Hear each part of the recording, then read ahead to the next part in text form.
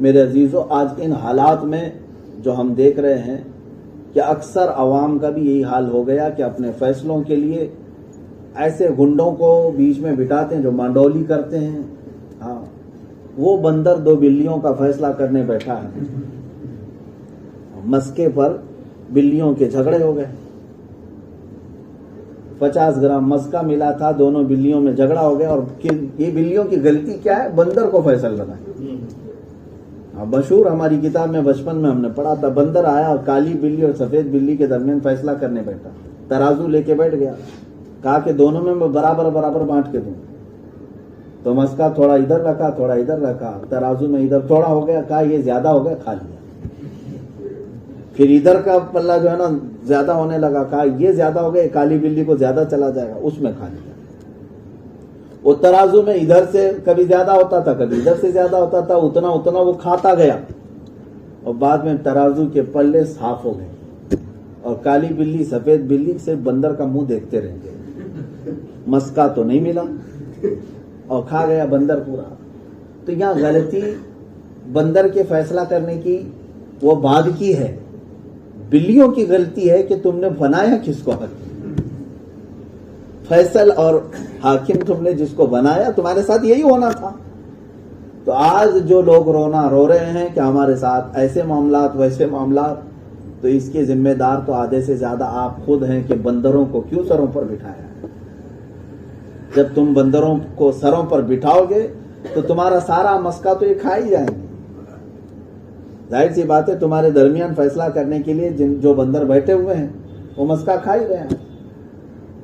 کبھی ریلوے بیچ کر کے, کبھی پلین بیچ کر کے, ساری چیزیں تو آپ دیکھ ہی رہے ہیں کہ یہ سارے مسکے کھا رہے ہیں. غلطی حکومت کرنے والے کی بعد میں ہے جو غلط کر رہا ہے, پہلے ان لوگوں کی ہے جنہوں نے اپنی گردن پر بٹھایا اور اپنے کندھوں پر بٹھایا. اس لیے اصلاح یہاں سے ہونی چاہیے. جب تک تمہارے اندر شعور نہیں بیدار ہوگا تب تک اوپر کی اصلاح ہونا بہت مشکل ہے. اسی لیے قرآن پاک میں رب تعالیٰ فرماتا ان اللہ لا یغیر ما بقوم حتی یغیروا ما بانفسہم. بے شک اللہ تعالیٰ اس قوم کی حالت کبھی نہیں بدلتا جس قوم کو خود اپنی حالت بدلنے کی فکر نہ ہو. جب تک تم خود اپنی تبدیلی نہیں کرو گے پھر یہ سوچتے رہو گے کہ بدل جائے گا. ایسا نہیں ہوتا. بدلو اپنے ہاتھ سے, اور چاہے مٹھی بھر ہی کیوں نہ ہو, تھوڑے سے بھی ہوں. انقلاب ایک سے آتا ہے.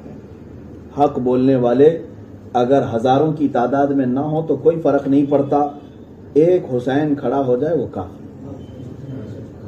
اسلام زندہ ہوتا ہے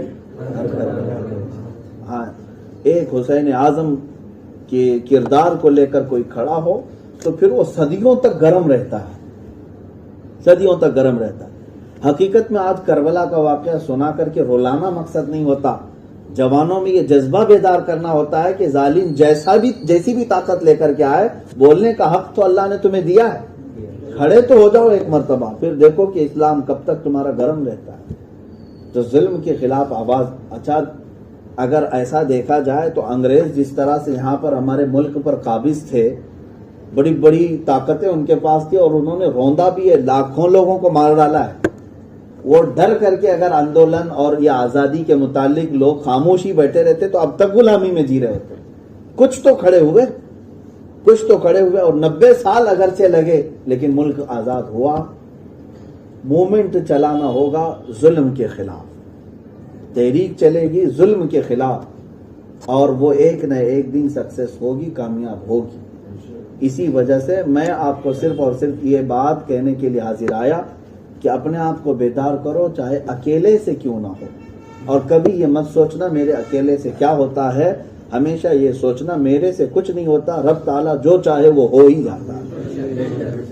اگر اللہ تبارک و تعالیٰ کو منظور ہے تو وہ ایک سے ہی پورا انقلاب لائے گا, اور ایک کب 1000 بنتے ہیں اور 1000 کب لاکھ بنتے ہیں یہ تمہارے وہم و گمان میں بھی نہیں ہوتا.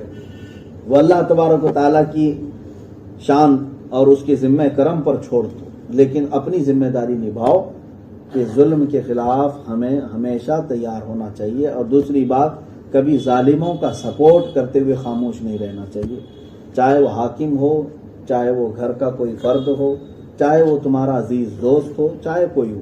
ظالم کے خلاف خاموشی اختیار کرنا بھی ظلم ہے، اس کو اس کے ظلم سے آگاہ کرو. یہاں ان علماء کو بھی پھر میں گزارش کر کے جاتا ہوں، ظالموں کے خلاف آپ آواز اٹھائیں اور ان کو ان کی حقیقت بتائیں کہ تم ظلم کس طرح سے کر رہے ہو، اور تمہاری حکومتیں اور تمہاری یہ تمام چیزیں زیادہ دن تک نہیں چل سکتی. ہم نے سنا ہے بزرگوں سے کہ کفر کی حکومت تو چل سکتی ہے، ظلم کی حکومت نہیں چلتی. یہ بہت جلدی اوندھے منہ گرتی ہے اور بڑی ذلت کے ساتھ جاتی ہے دنیا سے، بڑی ذلت کے ساتھ.